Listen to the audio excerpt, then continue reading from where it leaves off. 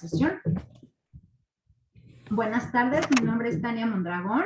Les doy la más cordial bienvenida a esta clase de historia.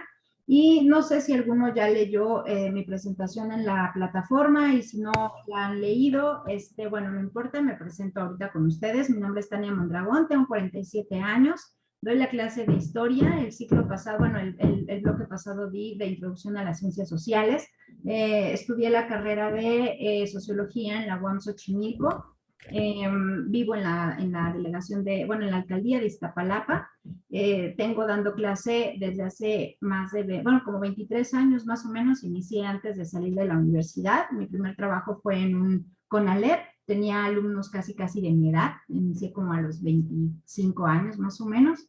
Y bueno, pues era medio complicado tener alumnos de casi mi edad, pero bueno, fue como mi primer trabajo y fue muy gratificante estar con alumnos de esa institución, bastante buenos. Me tocó la carrera de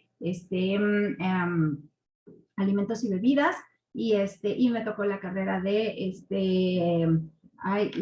tecnología también. Y bueno, pues fue bastante interesante trabajar con este grupo de niños que ya, bueno, no eran tan niños. Después seguí trabajando en otras escuelas desde el nivel primaria. Me tocó una vez trabajar en primaria, solamente daba las clases de geografía, historia y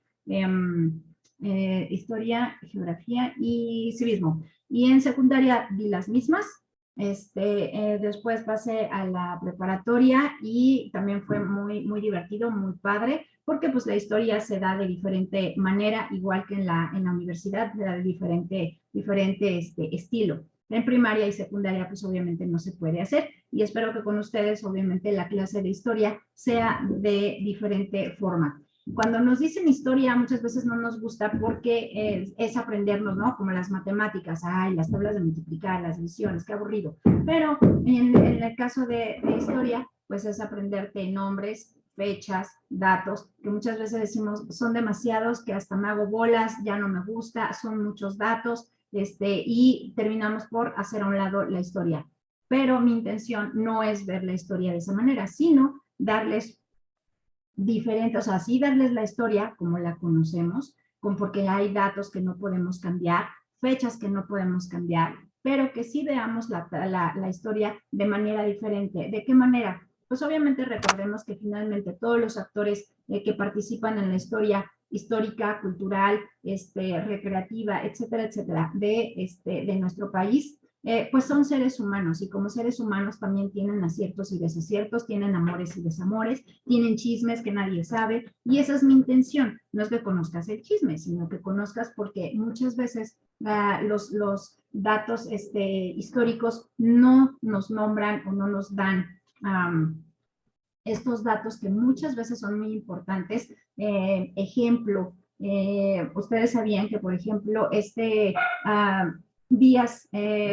Porfirio Díaz, antes de que se iniciara lo que es la revolución, él tenía un dolor de muelas impresionante.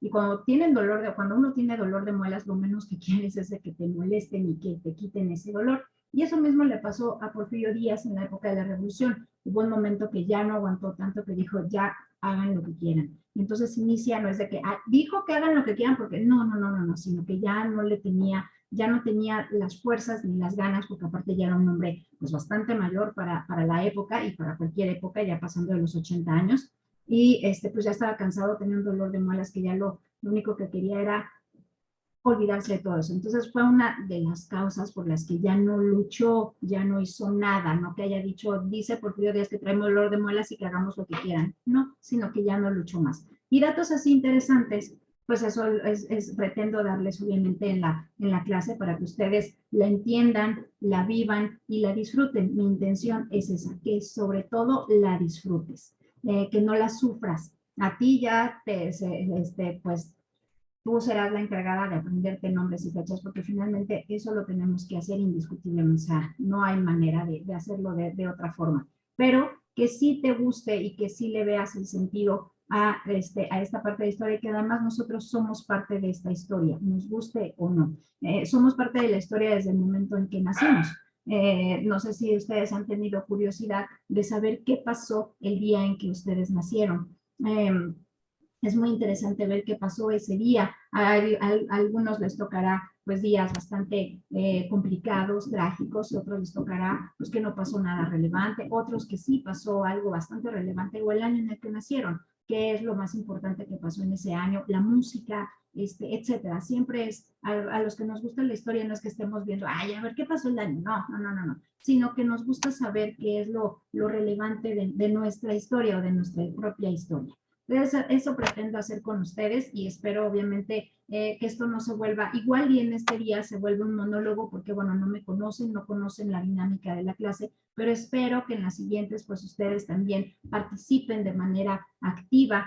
Si tienen datos interesantes o tienen alguna duda, pues obviamente se vale preguntar, precisamente para eso estamos aquí. Ustedes me preguntan, yo voy a hacer obviamente la pausa para que tú preguntes una duda, una inquietud, un dato interesante que tengas, se vale obviamente participar, esa es mi intención. Y muchas gracias a las que tienen prendida la cámara y se los agradezco porque a veces se nos hace complicado ya nada trabajar delante de una cámara o atrás de ella, del teléfono, y pues es bastante agradable para mí pues conocerlos, tener como esa cercanía, no la podemos tener de otra manera porque pues nuestra licenciatura es en línea por muchas razones, por comodidad, porque trabajamos, por diferentes razones, pero que sí nos podamos conocer y de una manera pues más como íntima, porque también tenemos como más confianza para acercarnos al docente o yo acercarme a ustedes. Si hay alguien que no la quiera aprender por diferentes razones, porque estoy en mi trabajo, porque no me lo permiten,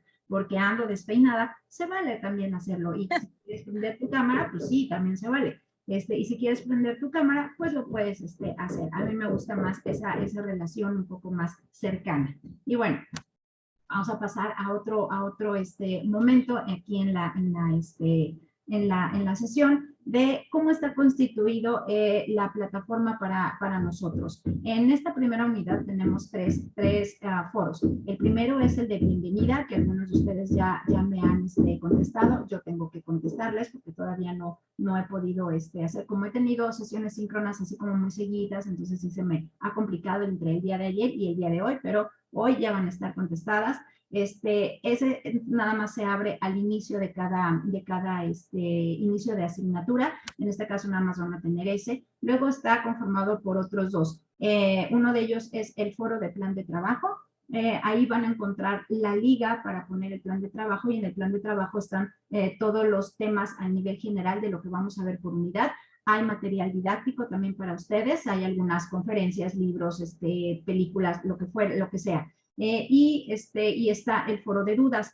Casi no lo utilizan, no sé por qué, o si quieren que las preguntas, bueno, pues a mí me han dicho, es que luego en el foro de dudas no quiero que se enteren los demás que no le entendí, o sea, no, y se vale. Pero si tienes alguna duda, lo puedes hacer por el mensajero, que no sé si ya esté trabajando bien porque estaba fallando todavía en el bloque pasado, lo trabajábamos nosotros y bueno, ustedes tal vez no lo notaban mucho, pero nosotros que tenemos obviamente una cierta cantidad de alumnos, queríamos contestarles y ¡pum!, nos votaba, ¿no? Entonces era un poco complicada la situación y entonces por eso algunos de los maestros decidimos hacerlo a un lado. Sí nos escribían los alumnos, si podíamos lo respondíamos, pero muchas veces preferíamos mejor el mail. Entonces, no sé si se fijaron que muchos docentes empezamos mejor a enviar los correos y avisos, etcétera, etcétera, vía mail.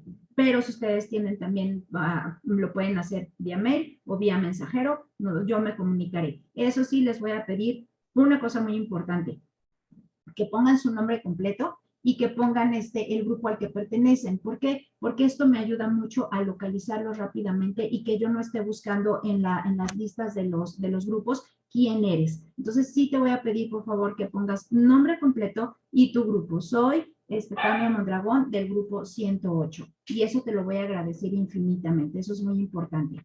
Entonces, si no tienen dudas hasta aquí de cómo se trabaja en la plataforma, pues vamos a dar inicio a la sesión del día de hoy, que vamos a empezar con una buena parte de la historia de México que viene desde Mesoamérica hasta la conquista. Entonces, si yo no voy a hablar de lo que es Mesoamérica como tal, porque no terminaría, son muchos periodos los que se ven en Mesoamérica, Son periodos en los que van y vienen algunas culturas, algunos grupos indígenas, y entonces no me daría el tiempo en esta sesión para poderlo hacer, ni tampoco me voy a enfocar propiamente a lo que es la conquista, sino lo voy a hacer de una manera más resumida para que ustedes puedan entender estos dos periodos de tiempo tan importantes y que no podemos pasar por alto. Entonces vamos a dar inicio a esta parte.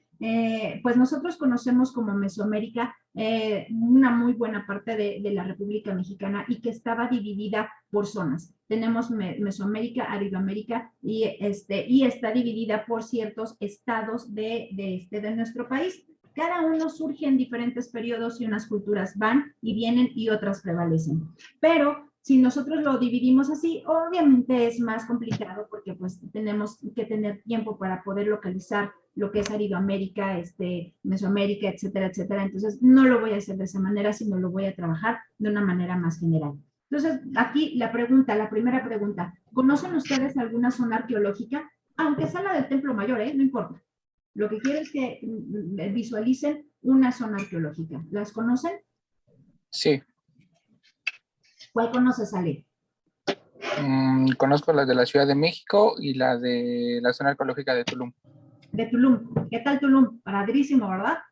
Sí, bastante. De hecho, Bastante tuve la bonito. posibilidad de vivir hace 2 años en Playa del Carmen. Entonces, pues, tuve la posibilidad de conocer la zona arqueológica de Tulum. Muy bien. Bueno, ¿alguien más? Fanny, Betsy, Vero. Tu micrófono, Vero. Tu micrófono. Solo las de la Ciudad de México. Ok, Templo Mayor. Ok. Sí. Wanda, ¿cuál conoces, Wanda? Ay, ya se pasó Wanda, yo creo que se le... Bueno, ok. Jimena, Brenda, Fanny. Yo conozco Tajín. Tajín, ¿qué tal en Veracruz. Tajín? En Veracruz. Ay, sí, está precioso. La verdad es que sí es muy, muy bonito. Y pues me faltan todavía bastantes de aquí de México. Muchísimas te faltan, muchísimas. Sí. Fanny, ¿cuál conoces? Creo que no anda Fanny por ahí. Betsy.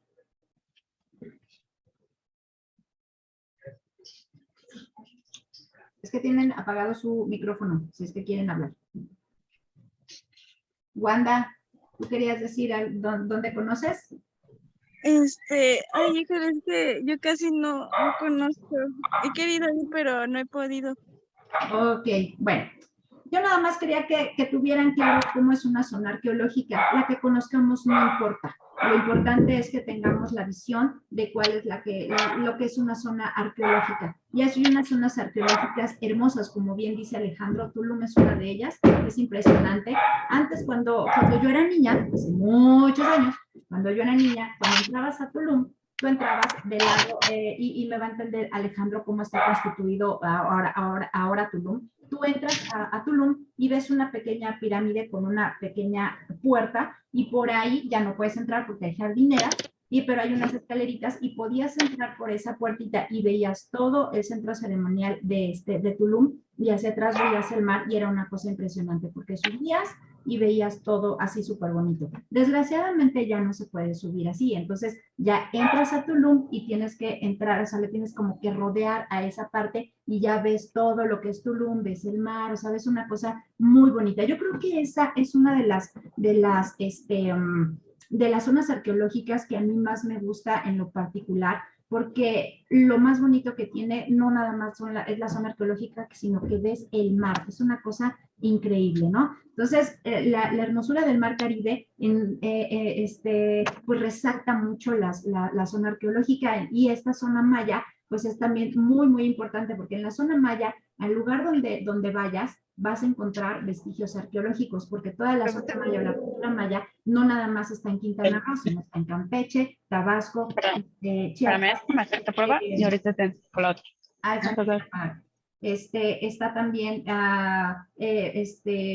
Campeche, Quintana Roo, Yucatán, Belice, Guatemala, Honduras, tiene una muy buena parte de la cultura maya. Entonces, esta es una de las que más me gusta por toda la riqueza que tiene. Y si ustedes se fijan y si lo ven terminando la clase en el momento que quieran, las pirámides, aunque sean de la cultura maya, no son iguales todas, son bastante diferentes entre una y otra. Si yo voy hacia la parte de Tikal, que está en Guatemala, vemos que la pirámide tiene una base cuadrada y hacia arriba va obviamente hacia el triángulo, pero no termina en un triángulo, sino se va nada más haciendo hacia el edificio, va haciendo nada más así como que esto y queda como un cuadrado arriba, no queda un triángulo. Y si nosotros vemos la de Chichén Itzá, que también es la parte maya, vemos que el cuadro es muchísimo más grande y la pirámide igual no termina en un triángulo porque hasta arriba hay un cuadro, entonces no terminan en triángulo y es muy diferente ver la de Tikal y ver la de Chichén Itzá, ver también las de Calakmul, que están en la selva, también es impresionante. Y esas sí están literalmente en la selva. Tanto que no puedes ir así de que ya llegué a Calakmul y ya me voy solo yo. No, tienes que entrar con una persona o con un grupo de personas porque muchas veces te puedes encontrar un jaguar o te puedes encontrar alguna serpiente. Entonces es difícil entrar a la zona de Calakmul porque es selva, completamente selva. Y también si ves, por ejemplo, las ruinas que están en Cancún, que mucha gente no las conoce, que son las ruinas, bueno, los centros arqueológicos de El Meco y las del Rey, son unas cosas súper bonitas y están dentro de lo que es la ciudad de Cancún. Las del Rey están enfrente de lo que es la zona de hoteles y en un hotel de ahí de Cancún hay un museo muy bonito que se llama el hotel, es el Museo de la Cultura Maya y es muy bonito verlo porque también adentro hay bueno, son piezas, ¿cómo se llama? No son ruinas, pero sí tiene una parte, digamos, como haciendo alusión a las ruinas y entras al museo y está muy bonito el museo y muy poca gente conoce ese museo ahí en Cancún. Y las ruinas, tanto del Meco como las del Rey, no son tan grandes como las de Chichén Itzá, no son tan grandes como Cujulnich en Chetumal, ni tan grandes como las de Tulum, sino los edificios son un poquito más pequeños. Entonces, todo esto nos da digamos, como nos dice cuál era la importancia de cada centro ceremonial. Chichén Itzá es una cosa enorme y es donde está uno de los únicos observatorios que tenían los mayas. Y en ese observatorio, que se le llama el edificio del caracol, porque adentro hay una escalera, es todo redondo, y tiene una abertura, una pequeña abertura, donde los mayas obviamente podían observar las constelaciones. Ellos decían, digo, no está comprobado científicamente, pero algunos arqueólogos y algunos antropólogos han dicho que una de las razones por la que los mayas tenían la vista desviada era porque ellos podían observar mejor o de una mejor manera las constelaciones en ese observatorio. No lo sabemos a ciencia cierta. Lo que muchos saben es de que la vista desviada pues los hacía parecer más atractivos y guapos, igual que sus peinados, que se hacían un peinado así, padrísimo, pero se lo ponían no con gel, sino era a base de lodo, ¿no? Arcilla y miel, lo ponían todo así, ya saben, y todo el cabello así y les colgaba una parte, ¿no? Tenían así como tipo rastas, ahí ya me despeñé. Y a los niños también les entablillaban cuando eran muy pequeñitos, les entablillaban la nariz, ¿no? Porque es una zona que tiene el huesito, lo tenemos muy, hay más cartílago que hueso y entonces se los entablillaban de manera que ellos tienen una nariz bastante característica, la tienen así, ¿no? Así, como planita. Y la cabecita también, se las aplanaban aquí con unas maderitas, ¿no? Y tienen así la frente, o sea, ellos tienen unas características físicas bastante diferentes, que cuando nosotros vamos a esa zona, decimos, sí, este hombre, esta mujer es maya completamente, ¿no? La nariz es característica, la forma del cráneo también es característico, entonces tienen características físicas bastante diferentes a los demás, ¿no? Nosotros si nos vamos al lado del norte del país, a la zona tarahumara, los hombres de allá eran unas personas enormes. Ahora digo, con el mestizaje y demás, pues vemos de tocho morocho, ¿no? Altotes, grandotes, chiquitos, de todo vemos. Pero en realidad los hombres en la época mesoamericana Eran altos, no les quiero decir que eran como vikingos de un 80, no, pero sí teníamos una estatura, digamos, promedio más altos que lo que somos ahora normalmente, ¿no? Y bueno, en el Tajín también, no sé, en Veracruz, las ruinas son diferentes a lo que es la zona maya. Entonces, lo que quiero decir con esto es de que, a pesar de que tenían algunas características muy similares, también había muchas cosas muy diferentes. Los idiomas eran completamente diferentes. No era lo mismo hablar tarasco acá en Michoacán que hablar maya en la zona de Quintana Roo, de Mérida y demás, de todo este lado. Pero vamos a iniciar con lo que conocemos ahora los últimos años de las culturas mesoamericanas antes de que lleguen, obviamente, los españoles. Los españoles cuando llegaron a México, que los primeros que llegaron fue obviamente Cristóbal Colón y nunca conoció las tierras mexicanas, sino él se quedó hasta El Salvador, toda esa parte, o sea, las Antillas, las zonas, él nunca pisó territorio mexicano, pero sabía que había tierra, ¿no? Y entonces cuando él regresa a España o lo regresan, él muere solo, pobre, detenido en su casa, no arraigo domiciliario, por decirlo de alguna manera, entonces, y sin reconocimiento de lo que había encontrado, o sea, murió en la chilla total, mal, muy mal. Y entonces, pero había mapas, había datos de que había otras tierras. Y años después, pues obviamente una de las tierras que conquistan es Cuba. Y en a este lugar llega Hernán Cortés. Hernán Cortés era un jovencito, no pasaba de los 40 años. O sea, si lo pueden ahorita buscar ahí en Google, cuántos años tenía Hernán Cortés, no pasaba de 40 años, estaba muy joven. Y él ya era un hombre casado, pero no te preocupes, Fanny, cuídate mucho, nos vemos. Y bueno, finalmente, finalmente llega Hernán Cortés y a estas tierras cubanas y empieza a ver que bueno, él puede ascender a otros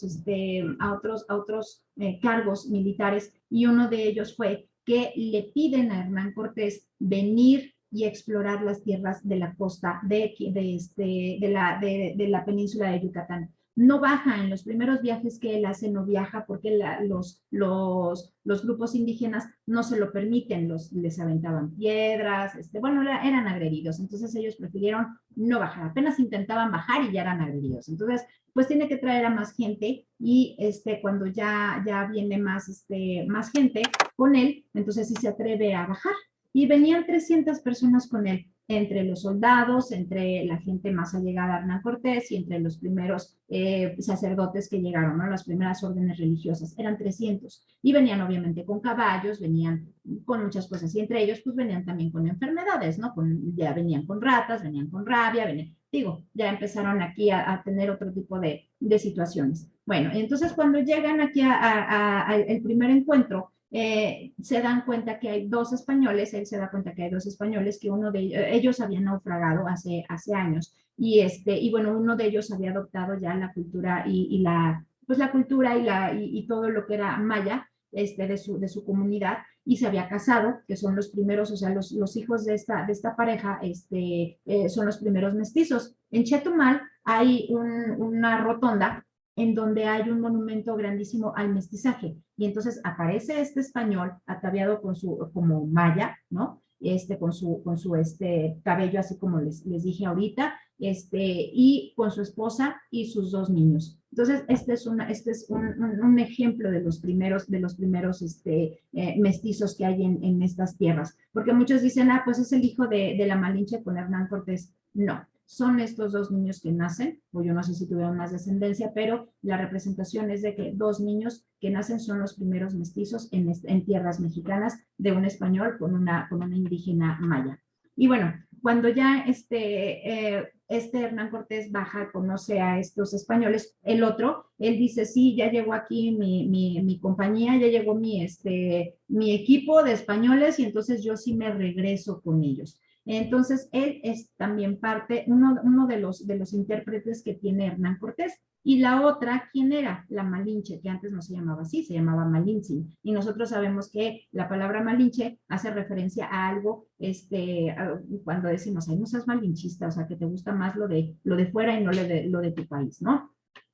y vamos a ver la historia de esta pobre mujer, que ella lo único que hizo era sobrevivir a la situación que le puso enfrente la vida, porque ella sufrió desde que era niña, sufrió bastante. Y les voy a contar ahorita la historia de la Malinche, mientras voy contando el acercamiento que tiene Hernán Cortés hacia las tierras, hacia adentrarse a tierras ya mexicanas, ya, bueno, no mexicanas, sino a territorio nacional, y uno de los lugares a donde llega y se asienta por algún tiempo es en Veracruz. En Veracruz todavía existen algunos vestigios de su hacienda, la hacienda de Cortés, y de ahí están unos meses. Digo, no es una hacienda grandísima, sino nada más se le dice así que es una hacienda, ya nada más era un caserío, porque pues tenían que vivir en algún lado. Y es ahí donde se entera, junto con la Malinche y con este español, que había un territorio muy grande, un imperio muy grande, que es el Imperio Mexica, y que el emperador era Moctezuma, es el último emperador de México. Y entonces se enteran de que este imperio tiene sometido a los pueblos que están a los alrededores, que es un pueblo guerrero, que es un pueblo que quiere y que necesita y se alimenta y se mantiene de tributo, y que muchas veces pues obviamente hay presos de guerra que sirven para los diferentes rituales, ¿no? Y entonces, prisioneros de guerra. Y entonces estas personas, pues obviamente le tienen mucho odio al imperio mexica, y pues obviamente quieren acabar con él. Y entonces de ahí se agarra Hernán Cortés y dice, ya sé cómo. Entonces, convence a algunos pueblos de Veracruz y va bajando por Tlaxcala, también convence a otro grupo que son los más aguerridos, y llegan hacia la Ciudad de México.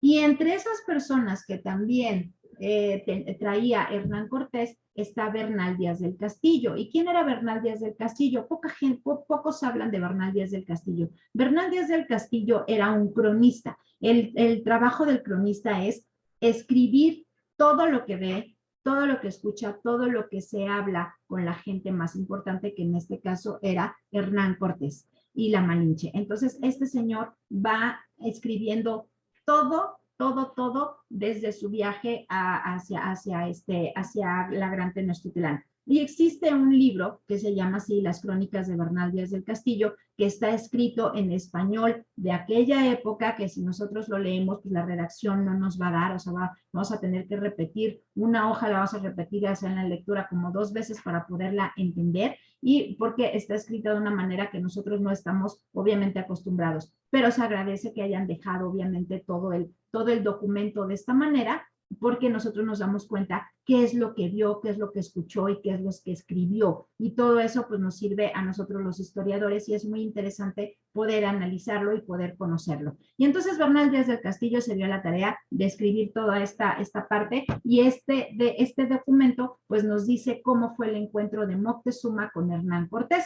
Hernán Cortés no sabía realmente qué dimensión tenía Moctezuma como emperador, hasta que la Malinche le dice, es que no puedes llegar, porque la Malinche era una niña mexica que vivió en el Imperio Mexica cuando era muy niña, y ella sufrió por esa situación del imperio, sufrió el que la hayan, que haya llegado hasta tierras de allá de la cultura maya. ¿Y por qué llegó? Bueno, pues les voy a contar un poquito de la historia de la Malinche. Su mamá y su papá eran parte de una buena parte, eran los representantes de una buena parte de un pueblo de aquí de la ciudad, bueno, de la Gran Tenochtitlán, porque la Gran Tenochtitlán estaba dividida por señoríos. Estaba el señor de Iztapalapa, el señor de Xochimilco, el señor de Contreras, bueno, estaba dividido así como por pequeños territorios, y cada uno era así como el alcalde, como los alcaldes ahora. Entonces cada uno tenía un territorio de los que eran el representante, y le tenían que rendir culto y le tenían que rendir pues tributo ese pueblo al emperador Moctezuma. Y entonces la Malinche pertenecía a uno de esos. Su papá era representante, no era alcalde, pero era un poquito más abajo, y su pueblo en una ocasión no pudo dar el tributo necesario. y cada cierto tiempo llegaban los soldados o los representantes de Moctezuma a pedir eso, a pedir cuentas del tributo, y en una ocasión no lo pudieron hacer y entonces venían por las hijas, que eran llevadas hacia Moctezuma, porque obviamente también tenía consortes, ¿no? Entonces, la Malinche, para no llegar a eso, la mamá se las da a unos comerciantes que venían de Veracruz. Y entonces era para salvarla, pero la niña o sea, fue bastante traumático porque al papá lo golpearon, al papá pues lo minimizaron, la mamá tuvo que esconder a sus hijas, se las tuvo que llevar y tuvo que, a la Malinche, pues la tuvo que dar a estos comerciantes veracruzanos para que la pudieran salvar. Y estas personas, pues obviamente dijeron, pues dámela, la conocían, les dijeron, dámela. Y entonces en el camino hacia Veracruz, pues ella en los meses era una niña muy lista y obviamente la situación hizo que se volviera mucho más lista y empezó a aprender el idioma de la comunidad en la que estaba. Y de ahí pues vieron que era una niña bonita, que era una niña muy lista, y cuando llegó a Veracruz pues también fue comprada o fue vendida, como ustedes quieran verlo, o donada a una de las culturas más grandes, que es la maya, y entonces por eso llegó Malintzin, llegó desde aquí, desde el Imperio Mexica, llegó hasta tierras mayas, porque ella no la conocieron aquí en los alrededores, no, ella la trajo desde allá, desde la cultura, desde la zona maya, trajeron la Malintzin. Entonces, bueno, pues ya sabía Hernán Cortés por la Malinche que Moctezuma era algo grande, o sea, no era cualquier emperador, no, era alguien grande en realidad. Y entonces le pide a Malintzin que ella sea la portadora como embajadora para que tengan una audiencia o un encuentro, el primer encuentro entre Moctezuma y Hernán Cortés. Y después de muchas semanas, bueno, finalmente llega le dicen a Moctezuma que unos hombres con cuerpo de animal habían llegado, y a Moctezuma, años antes de todo esto, le habían dicho que el dios principal, que era Quetzalcóatl, iba a bajar en algún momento convertido en hombre y mitad animal. Y entonces cuando le cuentan que hay unos hombres con mitad hombres, mitad animal, que llegó, él se espantó y dijo, ya llegó Quetzalcóatl, entonces hay que darle